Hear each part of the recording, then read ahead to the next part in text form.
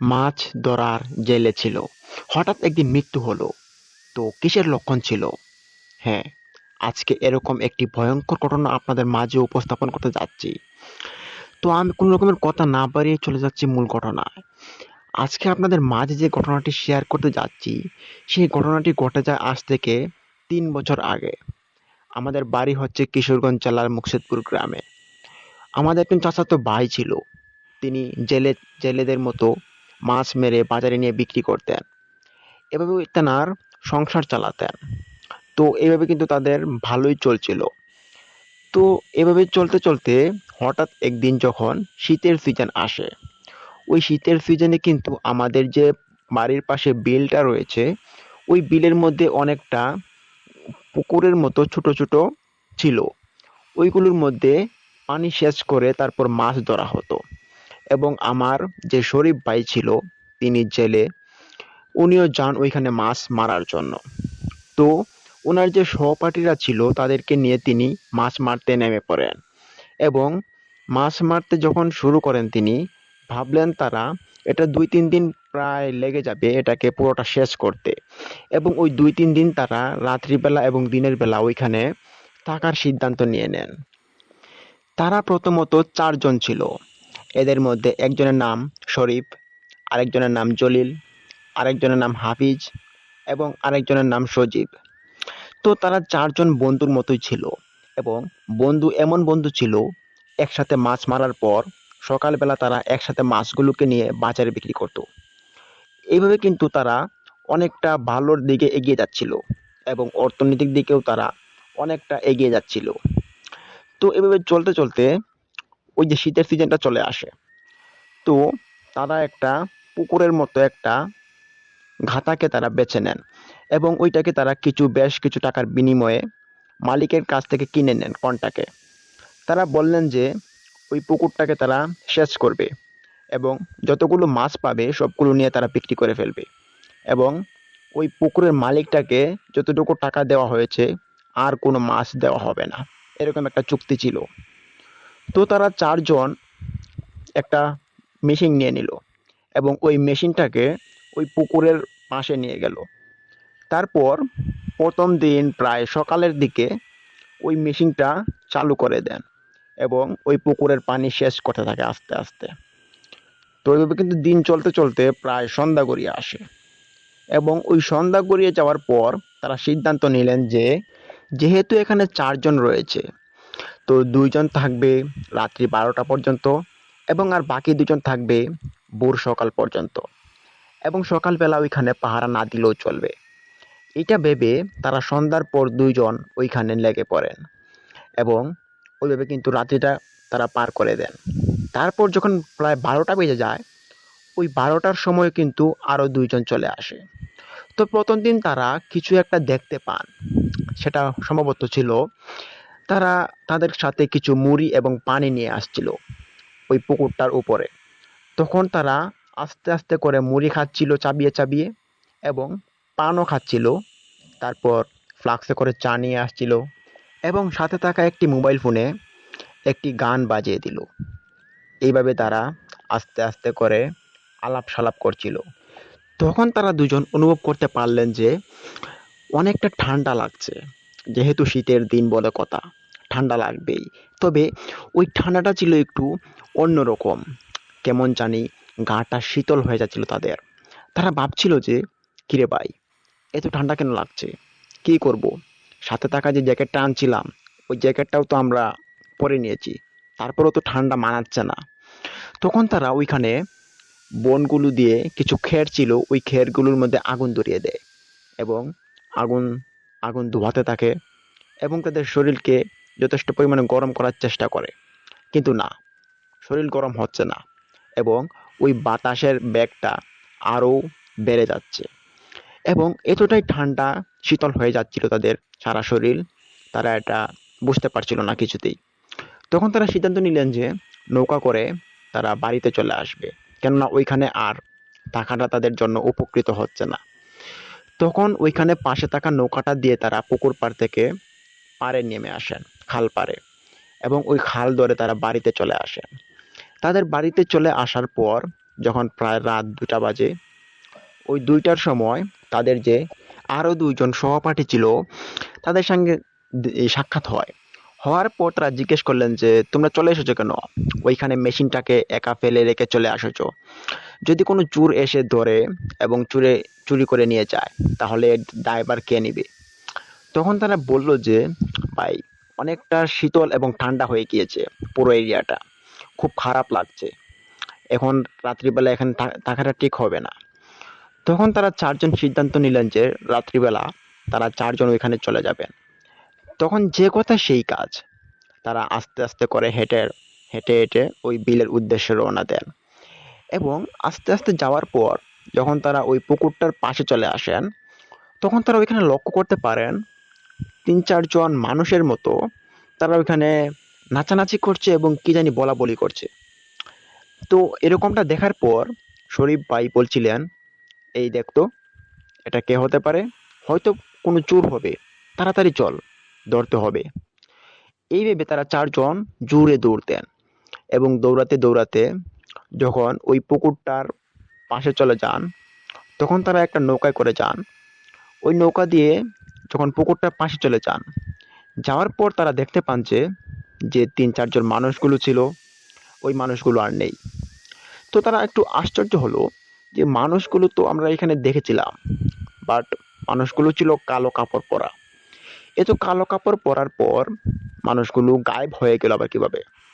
তখন তারা 4জন একটু ভয় পান এবং ভয় পাওয়ার পরও তারা ওই পুকুরটাতে নেমে পড়েন এবং দেখতে পান যে মেশিন ঠিক চলছে, সেচ হচ্ছে, তবে পানিও কমছে, আর ওই মানুষগুলো কিন্তু নেই। এটা দেখার পর তারা একটু আশ্চর্য হলেন এবং ওইখানে ফেলে রাখা যে মুড়িগুলো ছিল, ওই মুড়িগুলো ছিল ছড়ানো ছিটানো। কেউ একজন এসে একবারে সবগুলো ফেলে দিয়েছে। এই অবস্থা দেখার পর তারা বললেন যে হইতে পারে কোনো খারাপ কিছু এসেছে এখানে, যার কারণে এরকম অবস্থা হয়েছে। যাই হোক, ভাগ্য ভালো, মেশিনের কিছু সমস্যা হয়নি। তো আমরা কি এখন মেশিন বন্ধ করে দেব? তখন সাথে থাকা আরো 2জন বললেন যে না ভাই, মেশিন বন্ধ করবেন কেন, থাকেন আর কিছুক্ষণ, সকাল তো হয়েই যাবে, প্রায় 3টা বেজে গিয়েছে। তখন তারা 2জন আরো সিদ্ধান্ত বললেন যে ভাই, মধ্যরাত হয়ে গিয়েছে, এই বিলটা কিন্তু এমনিই তো ভালো না, অনেকটা আগেও এখানে অনেক মানুষ মারা যেত এই বিলের মধ্যে, তো এখান থেকে চলে গেলে হয়তো ভালো হবে আমার মনে হয়। তখন সাথে থাকা আরো 2জন তারা বললেন যে না, চলে গেলে কি হবে, চল না আজকে থাকি, অনেকদিন পর বিলের মধ্যে রাত্রিবেলা থাকবো, খুব ভালো লাগতেছে। তখন 2জনের এরকম কথাবার্তা শোনার পর 4জনের সিদ্ধান্ত নিলেন যে বিলের মধ্যে রাত্রি পার করবেন। তখন যখনই তারা রাত্রি পার করার জন্য পাশে যে কাঁথা কম্বলগুলো বিছিয়েছিল ওইগুলোর মধ্যে 4জন শুয়ে পড়েন এবং একটি মোবাইল ফোনের মধ্যে গান বাজনা শুরু করে দেন, আর তারা গল্প গুজব শুরু করেন।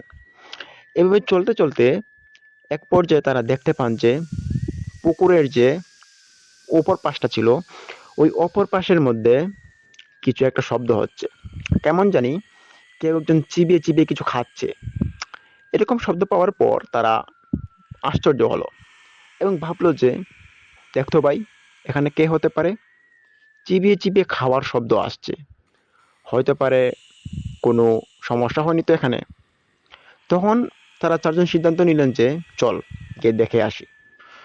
তখন তাদের সাথে যে ম্যাচ ছিল, ওই ম্যাচটাকে হাতে নিয়ে নেয়, আগুন ধরিয়ে নেয় এবং আস্তে আস্তে ওই পুকুরটার পাশ দিয়ে তারা হাঁটা শুরু করে। হাঁটতে হাঁটতে যখন ওই অপর পাশটাতে গিয়ে তারা পৌঁছায়, তখন তারা 4জন এমন কিছু একটা দেখতে পান যেটা দেখার জন্য তারা মোটেও প্রস্তুত ছিল না। তো তারা যখন 4জন ওই অপর পাশটাতে চলে যান এবং গিয়ে তারা দেখতে পান একজন কালো কাপড় পরা মানুষের মতোই, তবে মুখ দেখা যাচ্ছিল না। সে আবার একটা কিরকম কুকুরের মতো একটা প্রাণীকে তার হাত দুটা দিয়ে চিড়ে চিড়ে এবং মুখ দিয়ে চিবে চিবে খাচ্ছে, তবে তার মুখটা ছিল উল্টো দিকে ঘুরানো, তারা মানে দেখতে পাচ্ছিল না যে তার মুখটা কেমন।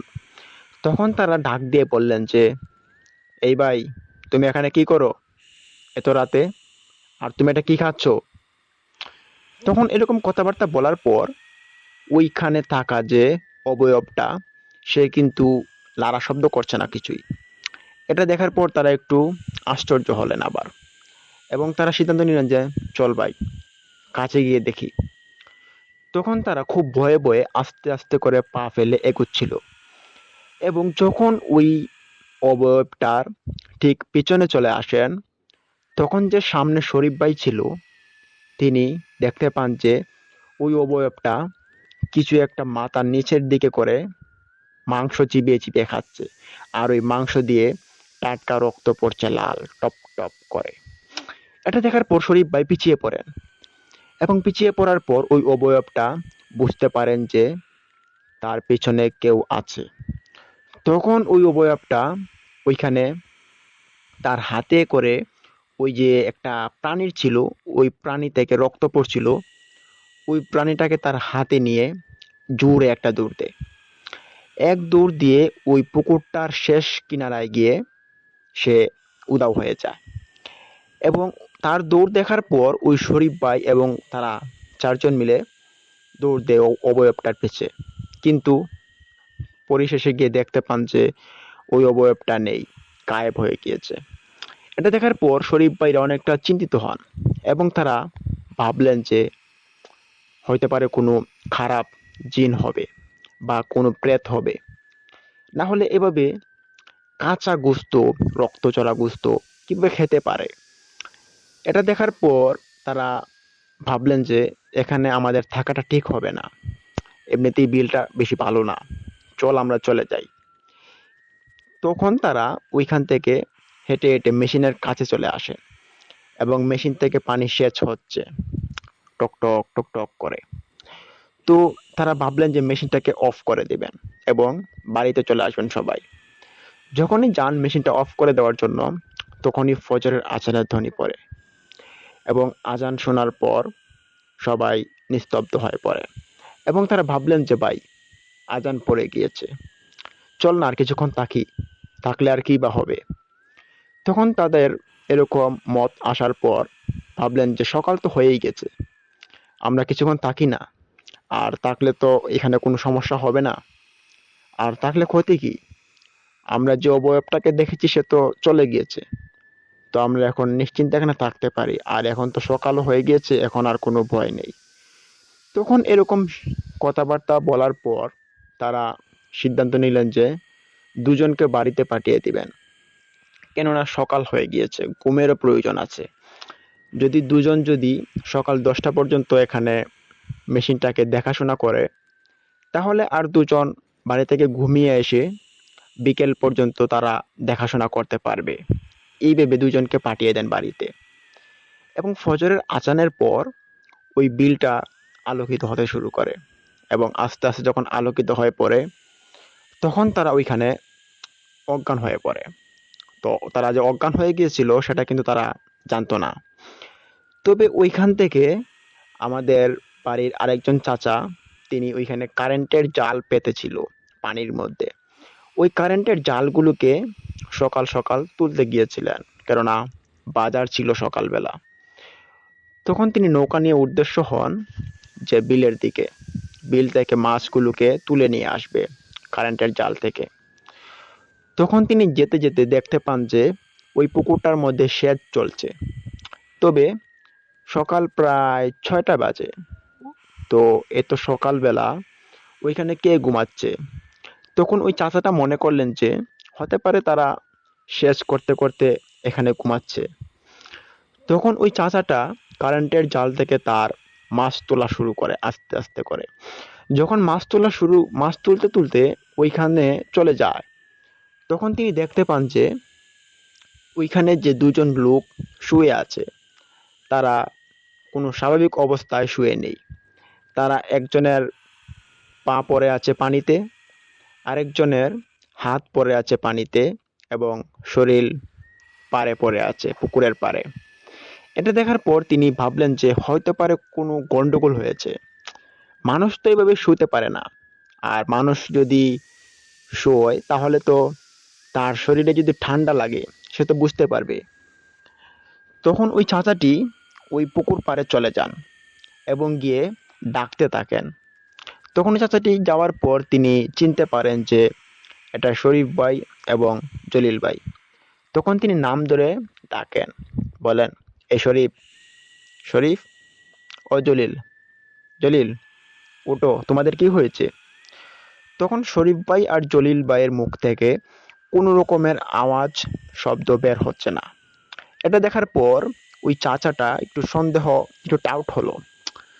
তখন তিনি ভাবলেন যে তাদের কি কোনো সমস্যা হলো নাকি। তখন তিনি নৌকাটাকে ওই পাড়ের কিনারায় ভিড়িয়ে দেন। তারপর তিনি পাড়ে উঠে পড়েন এবং ওঠার পর তিনি শরীফ ভাইয়ের গায়ে হাত দেন এবং হাত দিয়ে দেখতে পান যে ওনার শরীরটা প্রচন্ড ঠান্ডা হয়ে আছে, কিন্তু নাড়াসাড়া কোনো শব্দ করছে না, তবে বেঁচে আছেন। তখন ওই চাচাটি খুব জোরে জোরে ধাক্কা দেন, তাও জ্ঞান ফিরে না। তখন ওই চাচাটা তার যে পা গুলো পানিতে পড়েছিল ওই পা গুলোকে উপরে নিয়ে আসেন এবং জলিল ভাইয়ের হাতগুলোকে উপরে নিয়ে আসেন, কিন্তু তখন তারা অজ্ঞান ছিল। তখন ওই চাচাটা সিদ্ধান্ত নিলেন যে তাদেরকে বাড়ি নিয়ে যেতে হবে। এখানে যে পড়ে আছে তারা ঘুমায়নি, তারা হয়তো কোনো অবয়বের সাক্ষাৎ হয়েছে এবং তারা অজ্ঞান হয়ে পড়েছে। তখন এই চাচা ইমিডিয়েটলি ওই দুজনকে নিয়ে নৌকাতে উঠিয়ে নেন দুজনকে, কিন্তু তখনও তাদের জ্ঞান ফিরছিল না। তো ওই চাচাটা আস্তে আস্তে করে নৌকাটাকে চালিয়ে ওনার বাড়ির কিনারায় চলে আসেন। আসার পর মানুষ ওইখানে জড়ো হয়ে যায় সকালবেলা। তো এত মানুষ দেখার পর শরীফ ভাই এবং জলিল ভাইয়ের বাড়ি থেকেও মানুষ বের হয়ে যান এবং গিয়ে তারা দেখতে পান যে ওইখানে শরীফ ভাই এবং জলিল ভাই পড়ে আছেন নৌকার মধ্যে, তবে তাদের জ্ঞান নেই। এটা দেখার পর তারা কান্নাকাটি শুরু করে দেন এবং তাদেরকে ঘরে নিয়ে যাওয়া হয়। তো ওই দিন যখন বিকেলবেলা হয় তখন দুইজনের আবার একসাথে জ্ঞান ফিরে। ওই জ্ঞান ফেরার পর সবার মুখে একটু হাসি ফুটলো। তখন জিজ্ঞেস করা হলো যে তোমাদের সাথে কি ঘটেছে, কেন অজ্ঞান হয়ে গিয়েছো? তখন শরীফ ভাই বললেন যে বুঝতে পারলাম না, আমরা কিছু একটা দেখেছি অবয়বের মতো আমাদের দিকে তেড়ে আসছে। তখন আমরা দৌড়াতে দৌড়াতে কোনো কিনারা পেলাম না এবং সাথে নৌকাটাও ছিল না। নৌকাটা তারা নিয়ে আসছিল ফজরের আজানের সময়, আর আমরা এখানে ফিট হয়ে পড়ি। একটা কালো অবয়ব ছিল, খুব ভয়ঙ্কর দেখাচ্ছিল, খুব মারাত্মক ছিল, তার জন্য আমরা জ্ঞান হারিয়ে ফেলি। তখন তাদের এরকম কথা শোনার পর মানুষ সত্যি খুব ভয় পায় এবং তারা ভয় পাওয়ার পর ভাবলেন যে বিলটা হয়তো আসলেই অনেকটা দোষী। কিন্তু তখন তাদের সাথে আরো দুইজন থাকাতে তারা বললেন যে কালকে রাত্রের ঘটনার তো কাউকে বলা যাবে না, বললে সমস্যা হবে। তখন তারা চারজন নিরিবিলি একটা ঘরে বসেন এবং বসে বসে চিন্তা করলেন যে কি করা যায়। তখন তারা ভাবলেন যে রাত্রিবেলা যদি আমরা মেশিনটাকে স্টার্ট দিয়ে চলে আসি বাড়িতে, তাহলে সারা রাত পানি সেচ হবে এবং সকালবেলা আবার যাব, তাহলে আমাদের অন্তত আর কোনো সমস্যা হবে না। আর রাত্রিবেলা যদি আমরা ওইখানে থাকতে যাই তাহলে আমাদের নানান ধরনের সমস্যার সম্মুখীন হতে হবে। তো তারা ভাবলেন যে হ্যাঁ ঠিক একই কথা, আমরা রাত্রিবেলা মেশিন স্টার্ট দিয়ে বাড়িতে চলে আসব এবং সকালবেলা ওইখান থেকে গিয়ে মেশিনটাকে আবার দেখে আসব। তো ওই দিন আবার সন্ধ্যা হয়ে যায়। তো সন্ধ্যা হওয়ার সময় তারা ভাবলেন যে চলো এখন আমরা যাওয়া যাক। তারা চারজন চারটা লাইট নিয়ে নেন এবং সাথে একটা কুচো নিয়ে নেন, কেননা তারা যখন বিলের দিকে রওনা দেন তখন অনেক মাছ দেখতে পান, ওই মাছগুলোকে তারা কুচ দিয়ে ঘা দিয়ে মারেন। তো নৌকা চালাচ্ছিলেন শরীফ ভাই, খুব ধীরে ধীরে নৌকা চালাচ্ছিলেন। সন্ধ্যা ঘনিয়েছিল। তো যেতে যেতে যখন ওই পুকুরটার পাশে চলে যান তখন ওনারা দেখতে পান যে মেশিনটা অফ হয়ে আছে এবং যে মেশিনের তেলটা ছিল ওই তেলটা অনেকটা কমে গিয়েছে, যেটা 3-4 ঘন্টা পর আবার প্রয়োজন হতে পারে।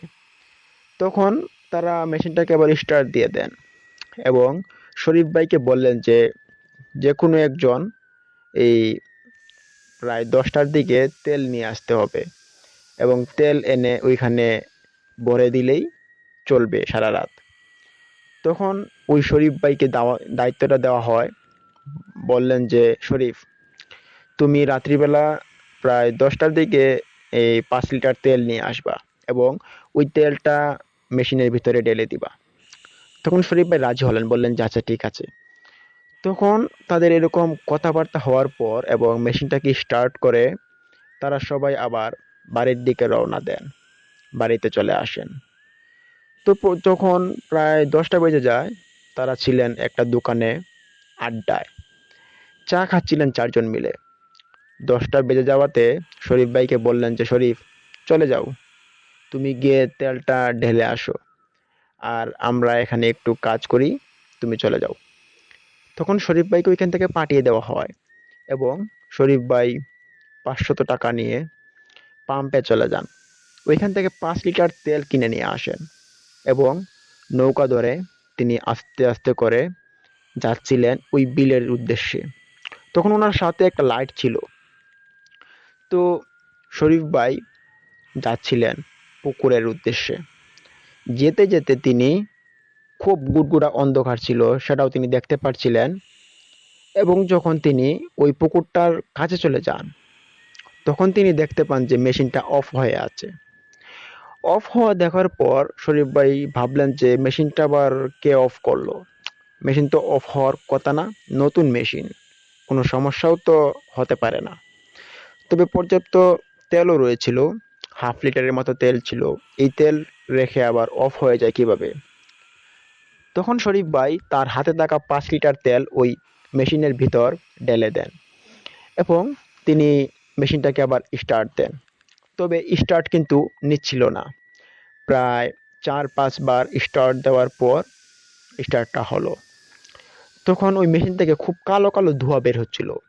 সেটা দেখার পর শরীফ ভাই ভাবছিলেন যে মেশিনে কি কোনো গন্ডগোল হলো নাকি। তো শরীফ ভাই বললে ভাবছিলেন যে তাদেরকে গিয়ে বলতে হবে, মানে সাথে যে সহপাঠীরা ছিল তাদেরকে গিয়ে বলবে মেশিনের বিষয়ে, যে মেশিনে সমস্যা হচ্ছে। তখন তিনি তেলটা ঢালার পর ওই কন্টিনটাকে ওইখানেই রেখে দেন এবং তিনি যখন নৌকাতে পা রাখবেন তখন ওনাকে কেউ একজন পিছন থেকে খাবলা দিয়ে ধরে। ওনার পিছনে একটা পরা গেঞ্জি ছিল, ওই গেঞ্জির যে কলারটা ছিল ওই কলারে কেউ একজন খাবলা দিয়ে ধরে। এটা ধরার পর শরীফ ভাই একটু আকস্মিকভাবে একটু উন্মেচর হলেন এবং তিনি এক পলক ভয় পেলেন এবং তিনি ভাবছিলেন যে কি, কে হতে পারে এখানে আমার পিছনে। তখন তিনি পিছন দিক দিয়ে একবার ঘুরে তাকানোর চেষ্টা করেন, আর তখনই তিনি দেখতে পান পিছনে কেউ নেই। এটা দেখার পর শরীফ ভাই একটু ভয় পেলেন এবং ওনার সারা শরীর ঘাম শুরু করে। তখন আর তিনি দেরি করলেন না, তিনি হাতে নৌকিটা নিয়ে নৌকা বেয়ে তিনি উপরে চলে আসেন।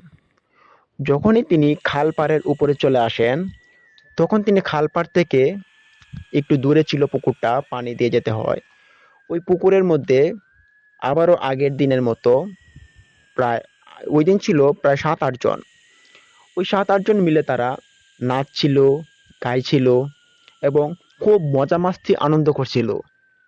সেটা দেখার পর শরীফ ভাই আরো ভয় পান এবং তিনি ভাবছিলেন যে কালকের মতো হয়তো আজকেও পিশাচগুলো এখানে চলে এসেছে, এখানে আর থাকা যাবে না। তখন তিনি খুব দৌড়াতে দৌড়াতে বাড়ির দিকে হেঁটে আসেন এবং যখন বাড়িতে আসেন, আসার পর জলিল ভাই এবং তার সহপাঠীদের সাথে এই কথাটা শেয়ার করবেন। তাদেরকে খুঁজছিলেন কিন্তু তাদেরকে পাওয়া যাচ্ছে না।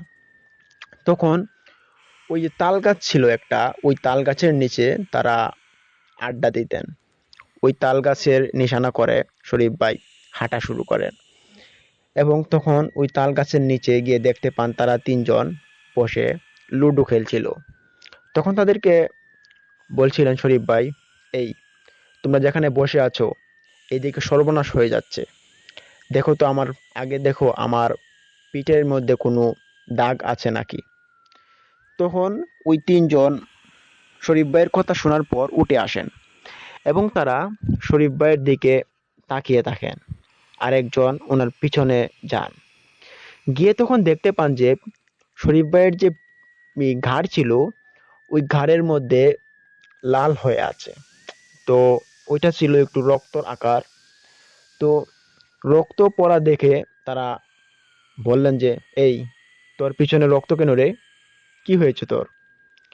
তখন শরীফ ভাই একটু অবাক হলেন এবং তিনি বলতেছেন যে, সর্বনাশ হয়ে গিয়েছে, সর্বনাশ হয়ে গিয়েছে।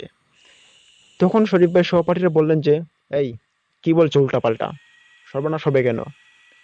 তখন শরীফ ভাই বললেন যে, আমি যখন তেল ঢেলেছিলাম ওই মেশিনটাতে, তারপর আমি যখন বাড়ির দিকে রওনা দিব, তখনই আমার পিছন থেকে কেউ খাবলা দিয়ে ধরে আমি অনুভব করতে পারি। আর তখন আমি পিছন দিক দিয়ে তাকানোর চেষ্টা করি, কিন্তু ওইখানে কেউ ছিল না। তখন আমি খুব জোরে ওই খালের পাড়ে চলে আসি এবং দেখতে পারি যে আগের দিনের মতো ৬-৭ জন ওইখানে নাচছিল, গাইছিল। তা দেখে আমি দৌড়ে তোমাদের কাছে আসা। এখন তোমরা আমাকে কি বলো, আর কি এখানে যেতে হবে? এখানে আমি আর যেতে পারবো না। তোমাদের ইচ্ছে হলে তোমরা যাও, আর দিনের বেলা ছাড়া আমি রাত্রিবেলা ওইখানে যেতে পারবো না। তখন শরীফ ভাইয়ের এরকম কথাবার্তা শোনার পর তারা তিনজন বললেন যে, কিরে ভাই, এ কি বলছে? তারপর শরীফ ভাইকে জিজ্ঞেস করলেন, চাচা, পুকুরের মধ্যে পানি সেচ কতটুকু হয়েছে? তখন শরীফ ভাই বললেন, পুকুরে তো প্রায় অনেকটা পানি শেষ হয়ে গিয়েছে। সকালে বা সকাল 11টা বা 12টার দিকে মনে হয় শুকিয়ে যেতে পারে, এবং তখন কিন্তু মাছগুলো ধরে নিতে হবে। তখন তার সহপাঠীরা বললেন যে, কি বলো, এ তো তাড়াতাড়ি শুকিয়ে যাবে। তখন শরীফ ভাই বললেন যে, হ্যাঁ, জানি না কি করে এতটা পানি শুকালো, তবে পানি যে শুকালো, আমি গিয়ে দেখতে পাই যে মেশিনটা ছিল অফ, আর পানিও শুকিয়েছে অনেকটা। এটা দেখার পর আমারও একটু অবাক লাগলো।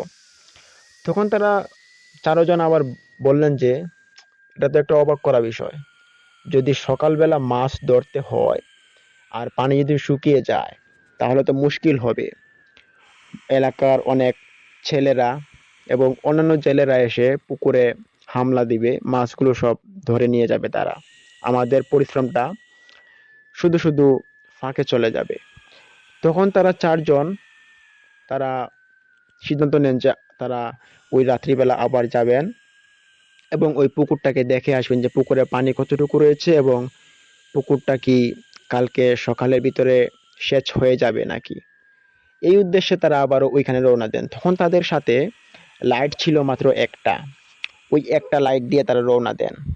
শরীফ ভাইয়ের হাতে নৌকি ছিল, ওই নৌকি দিয়ে তারা নৌকা চালাচ্ছিলেন। কিন্তু তখনই তারা আবারও দেখতে পান ওই আগের দিনের মতো ৫-৬ জন ওইখানে নাচানাচি করছে, কালো কাপড় পরা। তবে তারা হার মানে যায়নি, তারা এগোতেই থাকে।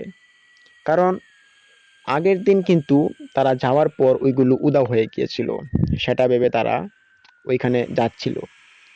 এবং যখনই তারা ওইখানে উঠে পড়ে, ওঠার পর আবার আগের দিনের মতো ওই ৫-৬ জন পিশাচগুলো গায়েব হয়ে যায়। তখন তারা বুঝতে পারেন যে এটা হয়তো কালকের মতনই হতে পারে। তখন তারা ওই পুকুরে ওঠার পর দেখতে পান যে পুকুরের যে মেশিনটা ছিল, ওই মেশিনে কিন্তু পানি সেচ ঠিকই চলছে, তবে পুকুরের পানিটাও কিন্তু অনেকটা শুকিয়ে গিয়েছে, যেটা শুকানোর কথা ছিল না।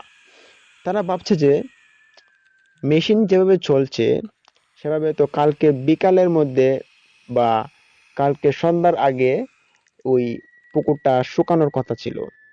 তবে এমনভাবে পানি শুকাচ্ছে, মনে হচ্ছে আজকে ফজরক্তই পুকুর থেকে মাছ ধরতে হবে। পুকুরের পানি অনেকটা শুকিয়ে গিয়েছে, ফজরের সময় মনে হয় পানি পুরোটা শুকিয়ে যাবে। তখন তারা সিদ্ধান্ত নিলেন যে, না, আজকে আর বাড়ি যাওয়া নয়, তবে দুজনকে বাড়িতে পাঠাতে হবে। কেননা তারা দুজন গিয়ে বাড়ি থেকে বল এবং মাছ রাখার জন্য কিছু পাত্র, ব্যাগ নিয়ে আসবে। না হলে তো মাছ ধরে রাখবো কোথায়? তখন শরীফ ভাই এবং জলিল ভাই তারা ওই পুকুরের পাশে থাকেন এবং বাকি দুইজন বাড়িতে চলে আসেন, বাড়ি থেকে হাঁড়ি পাতিল এবং বস্তা নেওয়ার জন্য। তখন ওইখানে জলিল ভাই এবং শরীফ ভাই তারা বসে থাকেন। একটা লাইট ছিল তাদের হাতে। ওই লাইট দিয়ে আবার ওই পুকুরের ভিতরে যে বড় বড় শোল মাছ, তারপর বল মাছ, তারপর অনেক ধরনের গুড়া মাছ ছিল, পুঁটি, কই মাছ, ওইগুলো তারা লক্ষ্য করছিলেন এবং হাসাহাসি করছিলেন। কিন্তু তখন তারা হালকা হালকা যে পানি উঠছিল, সেখানে আগুনের মতো লাল বর্ণের কিছু একটা দৌড়াদৌড়ি করছে পানির মধ্যে। এটা দেখার পর শরীফ ভাই একটু কৌতূহল হলেন এবং তিনি বললেন যে, জলিল, লাইটটা তুমি ওই লাল মাছটার দিকে ধরো, আমি ওইটাকে গিয়ে ধরে আসি। তখন জলিল ভাই বললেন যে, দেখো, রাত প্রায় অনেক হয়ে গিয়েছে, 12টা বাজে, হয়তো যেতে হবে না, এখানে থাকো। আর সকালবেলা পানি পুরোটা শুকালে তারপর গিয়ে মাছ ধরবো, কেমন? তখন শরীফ ভাই বললেন যে, না ভাই, মাছটা খুব সুন্দর দেখাচ্ছে, আবার দেখো কত সুন্দর ঝিলমিল জ্বলছে, আলো জ্বলছে। তখন জলিল ভাই বললেন যে, এটা মাছ নয়, অন্য কিছু হতে পারে, যেও না বলছি। কিন্তু শরীফ ভাই মানলেন না। তিনি ভাবলেন যে, এটা যদি ধরে আনতে পারি, হয়তো কোনো কিছু ভালো হতে পারে, বা এটার মধ্যে আমি কিছু পেতেও পারি। তখন শরীফ ভাই ওইখানে পুকুরটাতে নেমে পড়েন। তো ওই পুকুরটার মধ্যে অনেকটা কাদা ছিল, প্রায় হাঁটু সমান কাদা ছিল। হাঁটু সমান কাদা পেরিয়ে যখন তিনি ওই আলোকিত মাছটার দিকে তিনি উদ্দেশ্যে যান, তখন ওই মাছটা আস্তে আস্তে করে দৌড়াচ্ছিল। তবে ওই দৌড়ের মধ্যে শরীফ ভাই মাছ মারার খুব ট্যালেন্ট ছিলেন। মাছটাকে খাবলা দিয়ে ধরে ফেলেন। মাছটা খাবলা দিয়ে ধরার পর তিনি ওই মাছটাকে নিয়ে উপরে চলে আসেন এবং অট্ট হাসিতে হাসছিলেন। আর জলিল ভাই এদিকে ভয় পাচ্ছেন। তার কারণ হচ্ছে, মাছটা কোনো স্বাভাবিক মাছের মতো ছিল না। কেননা এই মাছের মধ্যে আগুনের মতো আলো জ্বলছে। তবে এটা দেখার পর শরীফ ভাই বলছেন যে, এটা হতে পারে কোনো একটা আকস্মিক জাদু ভাই, না হলে এরকম কেন হতে পারে দেখতো। তখন জলিল ভাই বললেন যে, দেখ, এটাকে ছেড়ে দে, হতে পারে কোনো খারাপ কিছু, পিশাচ, বদজিন, এদের তো অভাব নেই এই বিলের মধ্যে, ছেড়ে দে ভাই, ভালো হবে। তখন শরীফ ভাই বললেন যে, না ভাই, এটা আমার লাগবে। তখন জলিল ভাইকে আর আটকালো না। ঠিক তখনই ওই দুইজন যে বাড়িতে গিয়েছিল হাঁড়ি পাতিল আনার জন্য, বস্তা ব্যাগ আনার জন্য, তারাও চলে আসে তাদের কাছে এবং আসার পর দেখতে পান যে শরীফ ভাইয়ের হাতে একটি লাল মাছ, ওই মাছটা আবার আলো জ্বলছে হাতে। এটা দেখার পর শরীফ ভাইকে জিজ্ঞেস করলেন যে, শরীফ, তোমার হাতে ওই মাছটা কিসের? এটা ফেলে দাও। কথাটি বলেছিল কিন্তু এই হাফিজ ভাই। তো হাফিজ ভাই ছিল ওইখানে একটু মুরব্বী, ওনার বয়স অনেক, প্রায় 65 বছর প্লাস হবে। তিনি বলছিলেন মাছটা ফেলে দেওয়ার জন্য। কিন্তু শরীফ ভাই বললেন যে, না, মাছটাকে আমি ফেলতে পারবো না, মাছটা খুব ভালো লেগেছে আমার কাছে, আমি মাছটাকে বাড়িতে নিয়ে যাব, এটার ভিতরে কোনো রহস্য আছে হতে পারে। তখন হাফিজ ভাই আবারও বললেন, দেখো শরীফ, মাছটাকে ফেলে দাও, এই মাছ কোনো সাধারণ মাছ হতে পারে না। কিন্তু শরীফ ভাই মানার মতো ছেলে ছিল না। তিনি বললেন যে, না, এই মাছটাকে আমি বাড়িতে নিয়ে যাবই, আর এই মাছটাকে আমার চাই। তখন ওই শরীফ ভাইকে আর কেউ আটকালো না। তখন জলিল ভাই বললেন যে, দেখো, তোমার কিন্তু বিপদ হতে পারে, তোমার যা খুশি তাই করো, আমরা তোমাকে আটকাবো না। তখন ওই শরীফ ভাই মাছটাকে একটা ব্যাগের ভিতরে পরে দেন। তো মাছটাকে ব্যাগের ভিতরে ভরার পর চারজন মিলে আবার পুকুর পাড়ে বসেন।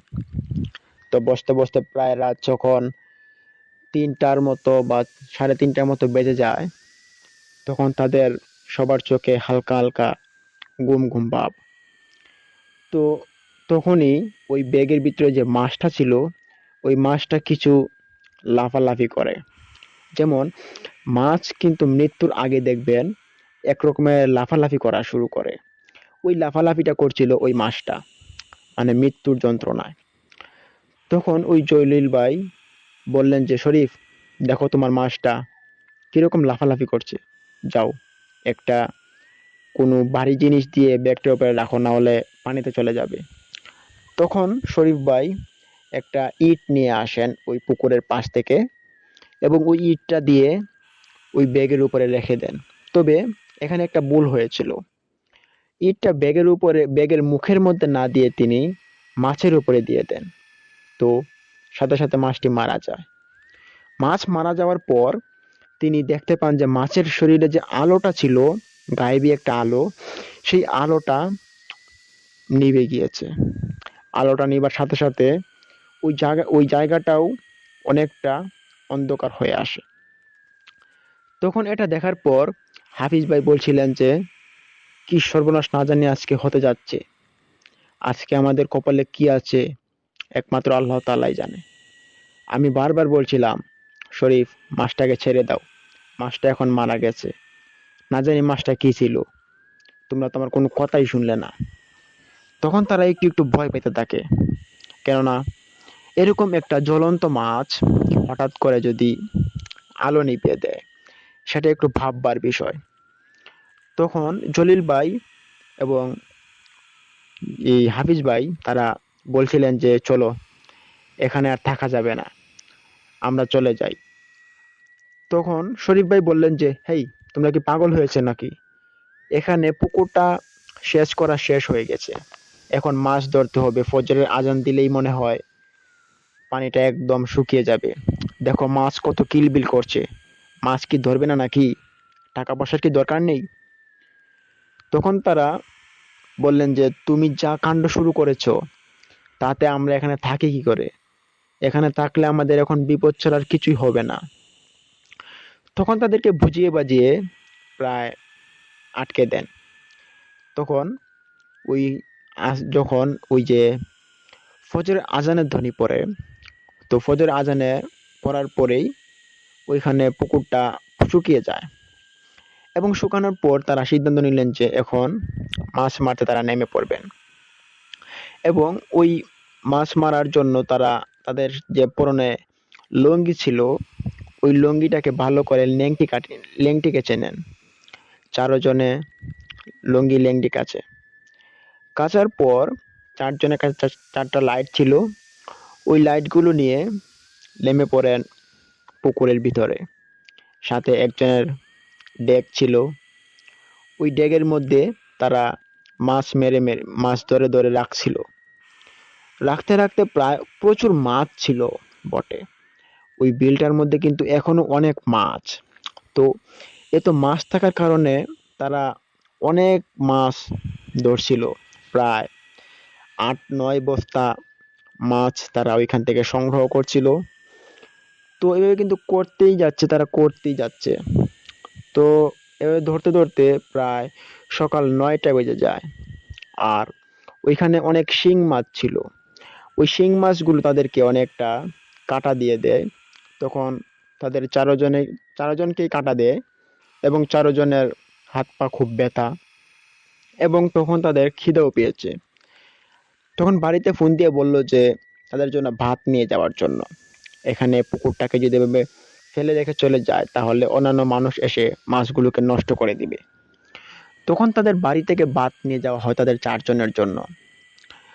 তো চারজন ভাত খাওয়ার পর তারা ওই ভাতের বাটি এবং সবগুলো বাড়িতে পাঠিয়ে দেন।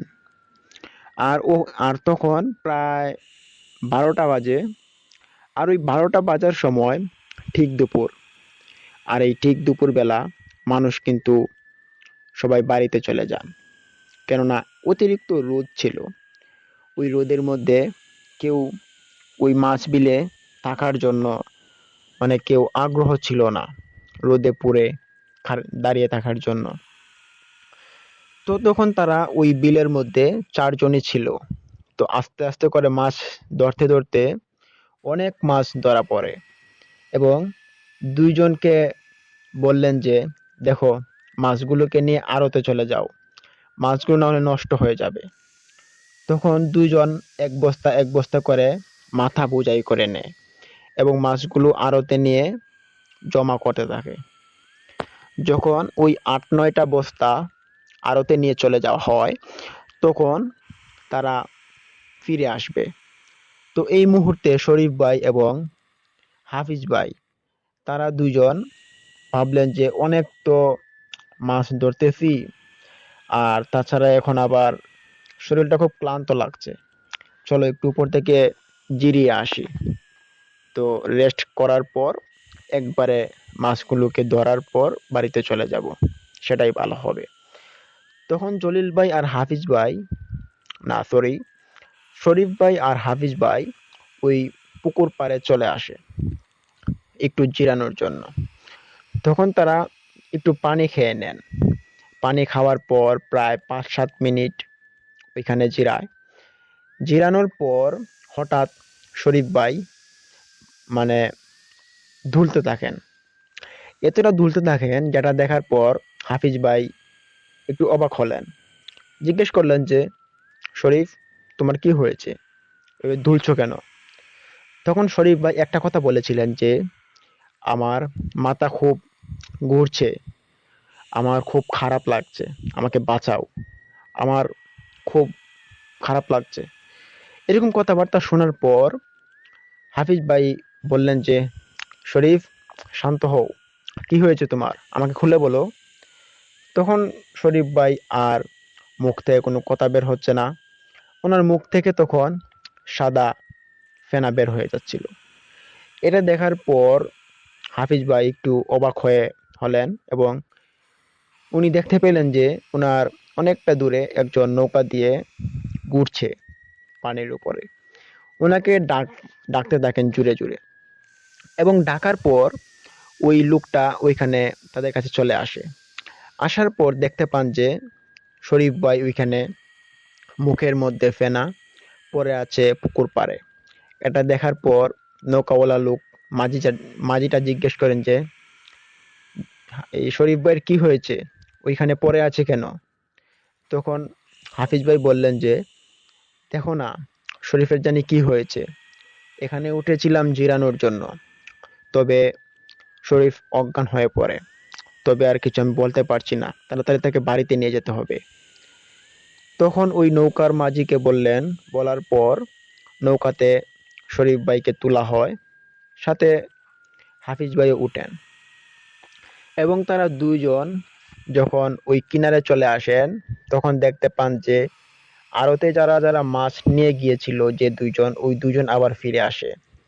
তখন তাদেরকে দায়িত্বটা বুঝিয়ে দিয়ে হাফিজ ভাই বললেন যে তোমরা যাও, গিয়ে পুকুরটাকে কন্ট্রোল করো, আর আমি শরীফকে নিয়ে যাই বাড়িতে, হয়তো পারে তার চিকিৎসার প্রয়োজন, হাসপাতাল নিয়ে যেতে হবে।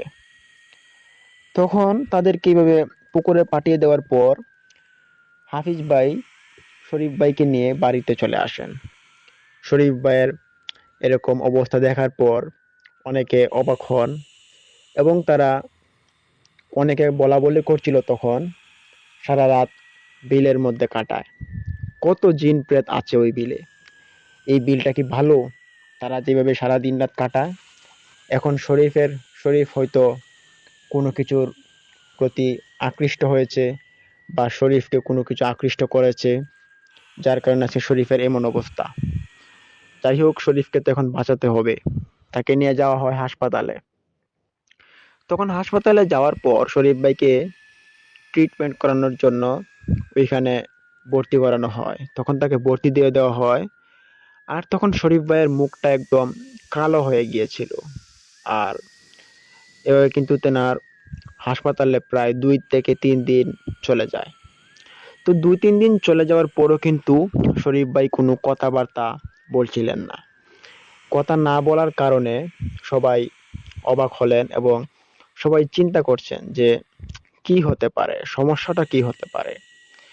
হাসপাতালে ট্রিটমেন্ট চিকিৎসা করা হচ্ছে, তবে কথা বলছে না কেন এখনো। তখন ওইখানে একটা কবিরাজকে ডাকা হয় হাসপাতালের বেডের মধ্যেই। ওই কবিরাজটি খুব ভালো একটু ড্রেস আপে তিনি হাসপাতালে গিয়েছেন। যাওয়ার পর শরীফ ভাইকে দেখতে পান এবং শরীফ ভাইকে দেখার পরই তিনি দু চোখ ছেড়ে পানি ছেড়ে দেন। কবিরাজের চোখে এরকম পানি দেখার পর কয়েকজন একটু অবাক হয় এবং জিজ্ঞেস করলেন যে, কবিরাজ মশাই, কি হয়েছে? আপনি কাঁদছেন? তখন কবিরাজটি উত্তর দিলেন যে, শরীফ হয়তো আর বেশি দিন আমাদের মাঝে নেই। তখন ওইখানে টাকার লোকজন জিজ্ঞেস করলেন যে, কেন, কি হয়েছে? তখন ওই কবিরাজটি বললেন যে, আমি দেখতে পারছি শরীফকে খুব খারাপভাবে অ্যাটাক করা হয়েছে। শরীফ কি করছিল? তখন শরীফ ভাই যে মাছ মারছিল ওই বিলের মধ্যে, ওইসব ঘটনাগুলো খুলে বলা হয়েছিল কবিরাজকে। তখন কবিরাজ মশাই বললেন যে, তোমরা যে মাছটাকে দেখেছো এবং শরীফ তুমি যে মাছটাকে ধরে নিয়ে এসেছো, আলোকিত মাছটা, ওই মাছটা কোনো সাধারণ মাছ ছিল না। এটা পিশাচরা অনেক সময় মাছ সাজে, কুকুর সাজে, বিড়াল সাজে এবং মানুষের মতো আরো অনেক রকমের আকৃতি তারা ধারণ করে এবং তারা ঘুরে বেড়ায়, আনন্দ করে। তবে আমাদের উচিত তাদেরকে ডিস্টার্ব না করা, তাদেরকে কোনো রকমের ক্ষতি না করা। তবে শরীফ তুমি তা ব্যতিক্রম করেছো, তোমার শাস্তি তুমি এখন পাচ্ছ। আর শরীফ হয়তো আমাদের মাঝে আর বাঁচবে না, কেননা তাকে অনেক বড় একটা বান মারা হয়েছে। তখন ওইখানে থাকা লোকজন কবিরাজকে বললেন যে, কি বলছেন এসব উল্টাপাল্টা? কে বান মারবে? আপনি কি কোনো চেক আপ করেছেন? চেক আপ না করে কিভাবে কথা বলছেন? তখন কবিরাজ বললেন যে, হা হা, একটু হাসলেন। হাসার পর তিনি বললেন, আমি কোনো ডাক্তার নই, বুঝেছো? আমি হচ্ছি কবিরাজ। আর ডাক্তারদের কাজ হচ্ছে চেক আপ করা, আর আমাদের কাজ হচ্ছে চোখের ইশারা। তো দুইটার মধ্যে কিন্তু অনেকটা ব্যবধান। তখন কবিরাজের কথা শোনার পর সবাই চুপ হন এবং আবার বললেন যে, এখন কি শরীফকে বিকল্প বিকল্প কোনো রাস্তা নেই বাঁচানোর? তখন কবিরাজ বললেন যে, শরীফ যে কাজ করেছে তাতে হয়তো তাকে আর কোনোদিন বাঁচানো যাবে কিনা সন্দেহ। এটা বলার পর কবিরাজ মশাই তিনি হাসপাতাল থেকে বেরিয়ে বাড়িতে চলে যান। আর ওইখানে শরীফ ভাইয়ের পরিবারের লোকদের কান্নাকাটির রুল পড়ে যায় এবং তারা এতটাই কান্না করছিলেন, তো কান্না করবেই, কেননা তাদের একজন ছেলেকে হারাতে যাচ্ছেন তাদের সামনে থেকে। তখন শরীফ ভাইয়ের মুখ থেকে একটা কথাই বের হয়েছিল। তো কথাটি ছিল খুব ভয়ঙ্কর। তবে এই কথাটা বোঝার মতো ভাষার যে একটা টেন্ডেন্সি ছিল, এই মানুষগুলো এখানে ছিল না। এত বেশি শিক্ষিত মানুষ হাসপাতালে শরীফ ভাইয়ের আশপাশে না থাকার কারণে তারা বুঝতে পারেনি শরীফ ভাই লাস্ট কি কথা বলেছিল। শরীফ ভাই কি এক ভাষা দিয়ে তিনি প্রায় আধা মিনিটের মতো কথা বলেছিলেন। তবে এই কথাগুলো বোঝার মতো ক্ষমতা কারো ছিল না, কেননা এখানে এরকম কথা কেউ শুনেনি। তো নতুন শোনার কারণে কেউ আর বুঝতে পারেনি যে শরীফ ভাইয়ের মনের ভাষাটা কি। তো যাই হোক, ওই দিন রাত্রিবেলা শরীফ ভাই মারা যান এবং মারা যাওয়ার পর শরীফ ভাইকে এনে দাফন দেওয়া হয়। তারপর শরীফ ভাইয়ের যে সহপাঠীরা ছিল তারা মাছগুলো যে বিক্রি করেছিল, ওই মাছগুলোর যে একাংশ শরীফ ভাইয়ের পাওনা ছিল, ওই পাওনাটা শরীফ ভাইয়ের পরিবারকে তারা তুলে দেন এবং শরীফ ভাইয়ের জন্য তারা মন খুলে দোয়া করেন। আর ওই যে ঘটনাটা শরীফ ভাইয়ের সাথে ঘটে যায়, সেই ঘটনাটা তাদের সহপাঠীরা সবার সাথে খুব ভালো করে আবার শেয়ার করেন। তো আমি ভাবলাম যে এই ঘটনাটি আপনাদের মাঝে আমি শেয়ার করে দেই। এই সত্য নির্ভর ঘটনাটা খুবই মারাত্মক একটা ঘটনা ছিল, যেটা একজনের প্রাণ কেড়ে নিয়েছিল। তো প্রিয় লিসেনার্স, এই ছিল আজকের একটি দুর্দান্ত ঘটনা। তো আপনাদেরকে সবসময় বরাবরের মতো একটা কথা আমি বলতে চাইবো যে আমাদের এই চ্যানেলটি অত্যন্ত নতুন। তো আমাদের এই চ্যানেলে প্রতিদিনই সত্য নির্ভর মানুষের কাছ থেকে কালেক্ট করে আপনাদের মাঝে ঘটনাগুলো উপস্থাপন করানো হবে। তো আশা করি আপনাদের ঘটনাগুলো ভালো লাগবে এবং আমরা আপনাদের জন্য যথেষ্টভাবে পরিশ্রম এবং চেষ্টা করে যাব। তাই আমাদের চ্যানেলটিকে সাবস্ক্রাইব করুন এবং পাশে থাকা বেল আইকনটি অন করুন এবং আমাদের সাথেই থাকুন ভূত এফএম এর। এবং প্রতিদিন রাত্রিবেলা আমরা ভূতের ঘটনাগুলো আপলোড দিয়ে থাকব। আপনারা অবশ্যই আমাদের ভৌতিক ঘটনাগুলো শুনবেন। আপনাদের অনেকটা ভালো লাগবে এবং এই শীতের বেলা আপনারা যদি ভূতের ঘটনা শুনেন তাহলে আপনাদের অনেকটা ভালো লাগবে। এটা আমিও শুনি এবং আমাদের যে শ্রোতাবৃন্দ আছে, আমাদের যে সহপাঠী, আমাদের যে ক্লাব আছে, আমরা সবাই কিন্তু এই ভূত বিষয়ে অনেকটা আগ্রহী এবং আমরা এই বিষয়ে অনেকটা তদন্ত চালাই। তো আপনারা আমাদের চ্যানেলটাকে সাবস্ক্রাইব করুন এবং ভিডিও দেখতে লাইক করতে ভুলবেন না। তো প্রিয় লিসেনার্স, আজকের মতো আপনাদের কাছ থেকে আমি এখানে বিদায় নিচ্ছি। তো দেখা হচ্ছে কোনো এক নতুন এপিসোড নিয়ে। তো ততক্ষণ সবাই ভালো থাকুন, সুস্থ থাকুন। আসসালামু আলাইকুম।